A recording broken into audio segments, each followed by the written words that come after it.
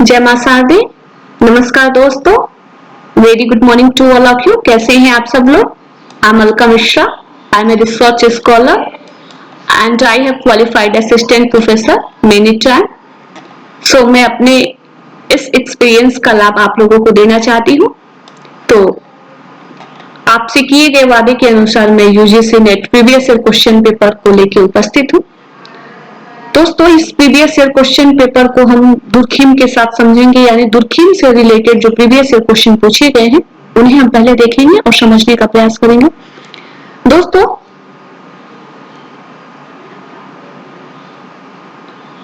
जिस प्रकार से किसी भी धर्म से जुड़े, जिस भी धर्म से हम जुड़े होते हैं, उस धर्म से जुड़ी पुस्तकें हमारे घर में होती हैं, जैसे रामचरितमानस, रामायण, गीता, चालीसा या फिर अन्य कोई पुस्तकें। आप जिस भी धर्म से जुड़े होते हैं उस धर्म से रिलेटेड पुस्तक अपने घर में रखते हैं। वह आपके लिए एक लाइट हाउस का, अनुशासन का, डिसिप्लिन का काम करता है।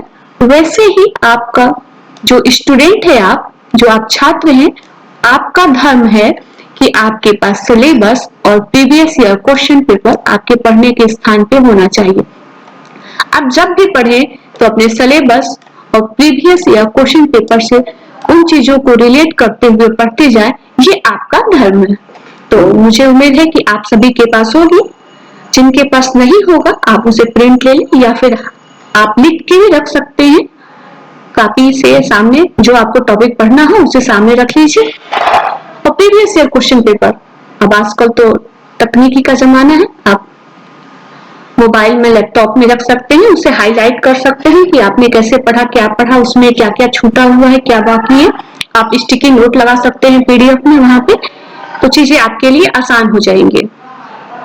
तो दोस्तों, ये इमाइल दुर्खिम के बारे में हम देखते हैं, शॉर्ट व्यू लेंगे। ये जो इमाइल दुर्खिम को नहीं जानते हैं उनके लिए एक इंट्रोडक्शन टाइप से हो जाएगा। जो जानते हैं, इमाइल दुर्खिम को पढ़े हैं, उनके लिए रिवीजन हो जाएगा। और जिन्हें कंफ्यूजन होगा कुछ, उनका कंफ्यूजन दूर होगा। तो दोस्तों, इमाइल दुर्खिम फ्रांस के एक समाजशास्त्री है, समाजशास्त्री विचारक है, जिनका जन्म 1858 में फ्रांस में हुआ था और 1917 ये हमें छोड़ के चले गए थे। इसलिए इस दुनिया से रुखसत हो गए थे ओनली 59 ईयर की एज में। ये 59 ईयर की छोटी सी उम्र में हमारे दुनिया को इन्होंने विभिन्न प्रकार के समाजशास्त्रीय ग्रंथों को इन्होंने दिया। दोस्तों, एक इतनी छोटी उम्र में ऐसे महान लोगों का चला जाना किसी भी समाज के लिए, किसी भी स्थान के लोगों के लिए यह एक अपूरणीय क्षतिकारक होता है। तो ये हमारे समाज के लिए, समाजशास्त्रीय दुनिया के लिए अपूरणीय क्षति रहा। अगर ये होते तो हमारे समाज शास्त्र में कुछ और भी चीजें होती, हो सकता था कुछ और भी रूपरेखा होती, कुछ बदली हुई चीजें भी होती, और उसको हम आगे देखते जाएंगे। तो दोस्तों, इमाइल दुर्खिम के बारे में आप जानते ही हैं कि इन्हें अगस्त काम्टे का उत्तराधिकारी कहा जाता है। अगस्त काम्टे, जिन्हें फादर ऑफ सोशियोलॉजी के नाम से जानते हैं, उन्होंने 1838 में अपनी पुस्तक पॉजिटिव फिलॉसफी में सबसे पहले सोशियोलॉजी शब्द को दिया था और यहां से उद्घाटन होने के साथ सोशियोलॉजी का सफर जारी है।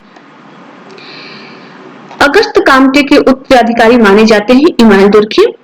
अगस्त काम्टे ने सोशियोलॉजी को जन्म दिया, लेकिन इसका जो प्रारूप है, एक सुनिश्चित प्रारूप और उसकी विषय वस्तु का निर्धारण और वास्तविक ढांचा जो प्रदान किया समाजशास्त्र को, वो इमाइल दुर्खिम ने किया था।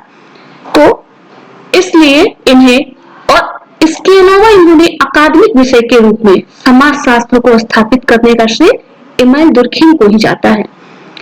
तो इन्हें अकादमिक समाजशास्त्र का जनक भी कहा जाता है। इन्हें principal architect of modern sociology भी कहा जाता है और शिक्षा के समाजशास्त्र का जनक भी इमाइल दुर्खिम को कहा जाता है। तो दोस्तों, याद रखिएगा, इन्हें अगस्त काम्टे का उत्तराधिकारी अगस्त क्रांति का उत्तराधिकारी, अकादमिक समाजशास्त्र का भी जनक कहा जाता है, principal architect of modern sociology कहा जाता है इन्हें। ये जो मॉडर्न सोशियोलॉजी, आधुनिक जो समाजशास्त्र है, उसके जो वास्तुकार हैं इन्हें कहा जाता है, और शिक्षा के समाजशास्त्र का जनक भी इन्हें कहा जाता है। दोस्तों, अगर इमाइल दुर्खिम को याद रखना है तो कुछ चीजों से हम याद रख सकते हैं, जैसे इनका सोशल फैक्ट फेमस है, सोशल फैक्ट,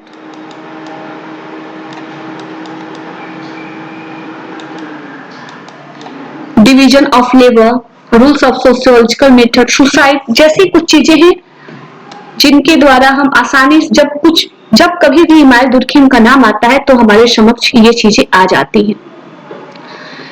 तो दोस्तों, हम इसे विस्तृत रूप से देखेंगे। जो जानते हैं उनके लिए तो बहुत बेहतर है, जिनके लिए नया है उन्हें घबराने की बात नहीं है। बार बार सुनते सुनते करत करत अभ्यास थे, जड़मति होते सुजान, रसरी आवत जाते थे, शिल्प पर परत निशान। आप जान जाएंगे, बिल्कुल जान जाएंगे।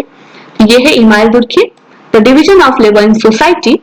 इसमें इन्होंने श्रम विभाजन के बारे में अपने 2 खंड प्रकाशित किया है और उसके बारे में इन्होंने बताया है। पहले खंड में ये सामाजिक घटनाओं से संबंधित जो विभाजन है उसके कार्यों तथा प्रभावों की विस्तृत उसकी व्याख्या करते हैं। दूसरे भाग में ये श्रम विभाजन की प्रकृति क्या है और उसके कारण क्या है उसकी विवेचना करते हैं।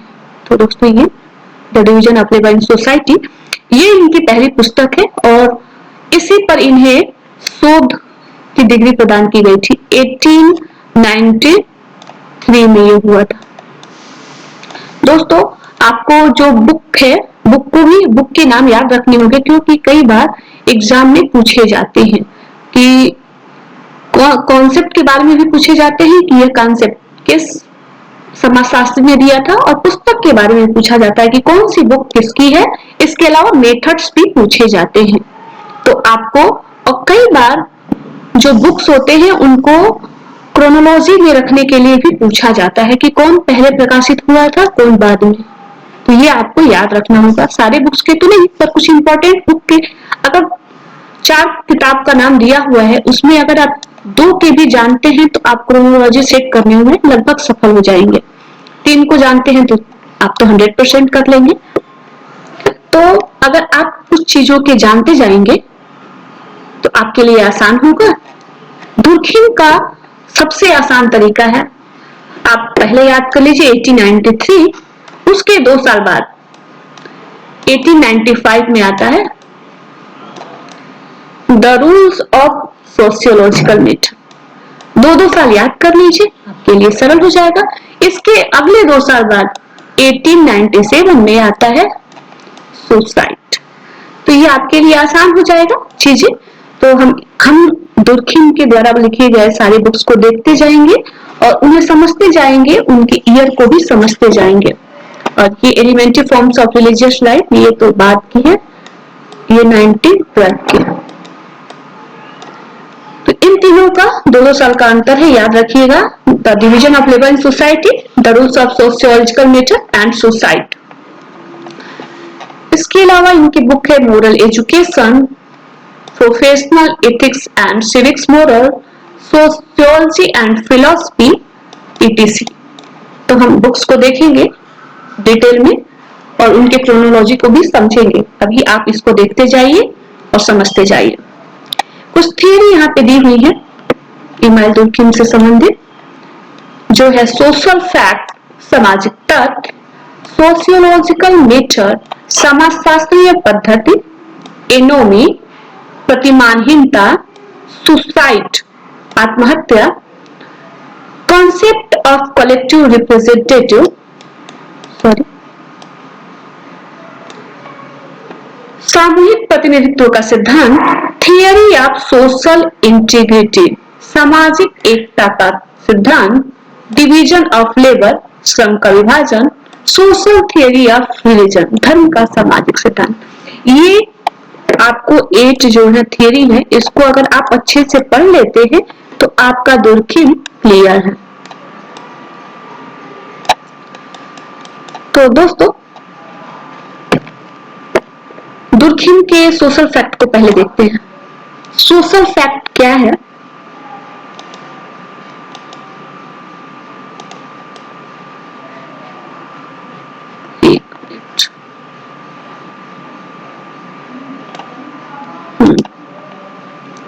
तो सोशल फैक्ट क्या है? सोशल फैक्ट बहुत सिंपल है, समझ लीजिए कि विचार करने का, अनुभव करने का या फिर व्यवहार करने का एक तरीका है। सोशल फैक्ट क्या है? यह एक तरीका है,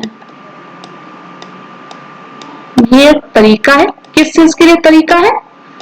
तो व्यवहार करने के लिए, विचार करने के लिए और अनुभव करने के लिए।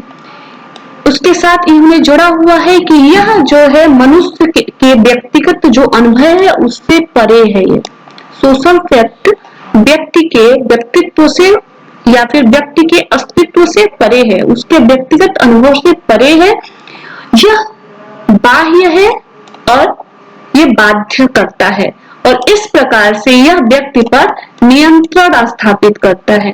तो सोशल फैक्ट के बारे में दुर्खिम का कहना है कि यह व्यवहार करने का, सोचने का और अनुभव करने का एक तरीका है।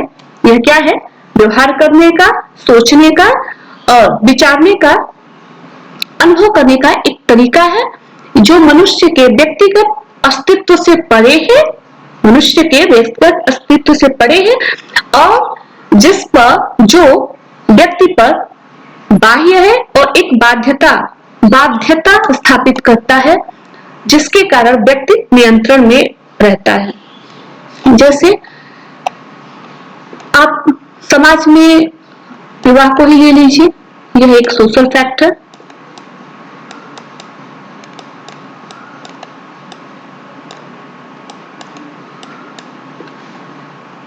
धर्म है, यह भी एक सोशल फैक्टर, सामाजिक तथ्य है।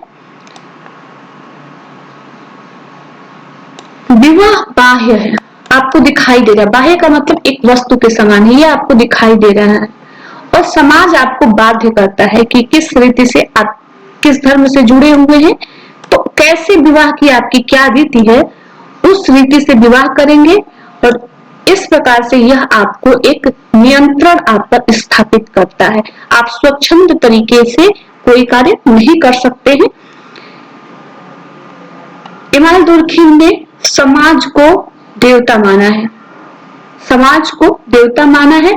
इमाम दुर्खिम व्यक्ति के व्यक्तिगत अस्तित्व को नकारते हैं, वह इसलिए वो सामूहिक प्रतिनिधित्व का सिद्धांत देते हैं और उसमें बताते हैं कि व्यक्ति जो है अपने आप में उसका कोई अस्तित्व नहीं है, उसके अनुभव का कोई महत्व नहीं है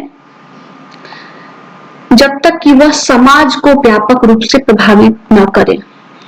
दोस्तों, दुर्खिम के जो सोशल फैक्ट है उनको अगर हम सही आसानी से याद करना हो हमारे एग्जाम के लिए, कि हमें एग्जाम के पॉइंट ऑफ व्यू से देखना हो कि कैसे हम आसानी से याद रखेंगे और एग्जाम में आए तो हम तुरंत रिकॉल कर सके, तो मैं आपको एक छोटी सी इसको याद करने की ट्रिक बताती हूँ। सोशल फैक्ट के बारे में उन्होंने बताया है कि यह 3 प्रकार के होते हैं। सोशल फैक्ट 3 प्रकार के होते हैं। एक होती है एक्सटर्निटी होती है इसमें, यानी ये बाह्यता होती है, और क्या होता है, ये कॉन्स्ट्रेंट होता है यानी बाध्यता होती है। इसका गुण जो होता है ये इसकी कैरेक्टरिस्टिक्स है। और ये क्या होता है, जनरलाइज होता है यानी सामान्यता होती है, जनरलाइज होता है, जनरलिटी इसमें होती है। तो ये आप देखते हैं दुर्खिम के सोशल फैक्ट की ये कैरेक्टरिस्टिक है कि इसमें क्या होती है, एक्सटीरियरिटी होती है यानी बाह्यता होती है, और कॉन्स्टेंटिटी होती है यानी ये बाध्यता होती है, और जनरलिटी होती है यानी सामान्यता होती है। दोस्तों, दुर्खिम जब आप हिंदी में सुनते हैं तो आपकी फीलिंग क्या आती है? दुखी, दुर्खिम। हालांकि ऐसा सोचिएगा मत, बहुत बड़े विद्वान हैं और इसे अन्यथा मत लीजिएगा, बस हम याद करने की ट्रिक सीख रहे हैं। दुर्खिम का मतलब दुखी। यदि आप दुखी हो जाते हैं तो क्या होगा, आपकी ईसीजी करानी पड़ेगी। ईसीजी यह क्या है? सोशल फैक्ट है। ये सोशल फैक्ट है कि अगर आप ज्यादा दुखी होंगे तो आपके हृदय पे प्रभाव पड़ेगा, हृदय पे प्रभाव पड़ेगा तो आपका ईसीजी कराना पड़ेगा। तो क्या हो जाएगा? एक्सट्रियोनिटी, कांस्टेंट एंड जनरलिटी, बाह्यता, बाध्यता और सामान्यता। दोस्तों कई बार हमें एग्जामिनेशन में ऐसे वर्ड्स मिल जाते हैं हिंदी में, उसका ऐसा गूगल ट्रांसलेशन होता है कि हमारे लिए उसे जब तक हम इंग्लिश में ना पढ़ ले हमारे लिए संभव नहीं होता है कि उस पेपर को हम सॉल्व कर पाए। तो आपको टर्म्स जो हैं आपको इंग्लिश में भी याद करने होंगे, टर्म्स को आपको, और मुझे तो लगता है कि बेहतर यही होगा कि आप टर्म्स को इंग्लिश में ही याद कर ले और उसकी हिंदी को भी जान ले, कोई बुराई नहीं है। बार बार आप करते जाएंगे तो आपको पढ़ते जाएंगे तो आपको याद भी हो जाएगा और ये आपके लिए बेटर होगा, क्योंकि फिर आपको कंफ्यूजन नहीं होगा तो एग्जाम में गलती नहीं होगी।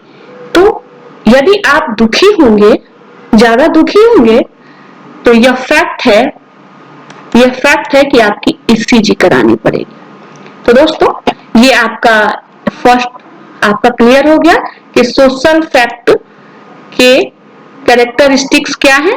तो ईसीजी, एक्सटर्निटी, कांस्टेंटी एंड जनरलिटी, यानी बाह्यता, बाध्यता और सामान्यता। इसे हमें कैसे याद करना है? ईसीजी से। अगर आप ज्यादा दुखी होंगे तो आपकी ईसीजी करानी पड़ेगी। दूसरा, समाजशास्त्र के प्रकार, तो ये एक है नॉर्मल और दूसरा है पैथोलॉजिकल। नॉर्मल मीन्स सामान्य और दूसरा है पैथोलॉजिकल यानी व्याधिकी। व्याधिकी मतलब व्याधि मतलब रोग हो गया, बीमारी हो गई, समस्यात्मक, और सामान्यता मतलब जो सामान्य है। जो सोशल फैक्ट होते हैं समाज में इंटीग्रिटी लगाते हैं। इंटीग्रिटी मीन्स एकता लाते हैं, समाज को जोड़े रखते हैं। और जो व्याधिकी तथ्य होते हैं वो समाज के विघटन में अपना रोल करते हैं और यही से एनोमी पैदा होती है, प्रतिमानहीनता। एनोमी, जब व्याधिकी जो तत्व है, सोशल फैक्ट है, जब वो हावी हो जाते हैं तो समाज में एनोमी पैदा होती है। खैर हम जब एनोमी पढ़ेंगे तो इससे देखेंगे, पर अब ये देखते हैं सोशल फैक्ट के। हमने देखे कि 3 उसके कैरेक्टरिस्टिक्स हैं, ईसीजी, और दूसरा हम देखते हैं नॉर्मल एंड पैथोलॉजिकल। इसके टाइप्स हैं। सोशल फैक्ट 2 प्रकार के होते हैं, नॉर्मल एंड पैथोलॉजिकल। तो दोस्तों ये हमने देखा। और सोशल फैक्ट किस पुस्तक में दी गई है, अगर ऐसा पूछ लिया जाता है तो ये था the rules of sociological method में। इसे 1893 में इमाल दुर्खी ने दिया था।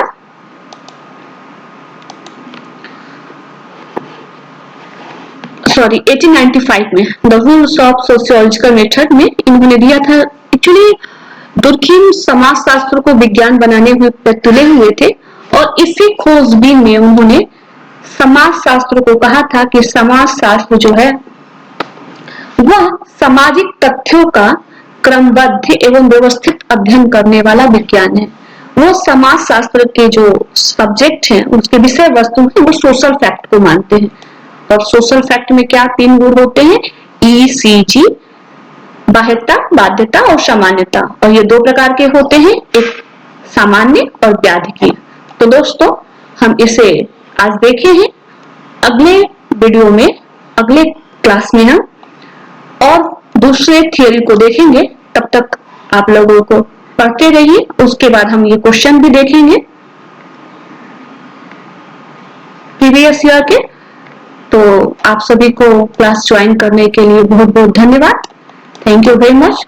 पढ़ते रहिए, आनंद लीजिए और मुझे उम्मीद है कि आपको क्लास अच्छा लगेगा। अगर कोई आपको परेशानी समझ में आती है, कोई समझने में दिक्कत होती है, तो आप निसंकोच मुझे बता सकते हैं, मुझे पर्सनल भी बता सकते हैं टेलीग्राम ग्रुप पे, और पर्सनल टेलीग्राम मैसेज भी कर सकते हैं, जिससे मैं आपकी समस्याओं का समाधान कर सकती हूँ। तो दोस्तों, आप सभी को क्लास ज्वाइन करने के लिए बहुत बहुत धन्यवाद। Thank you very much. नमस्कार।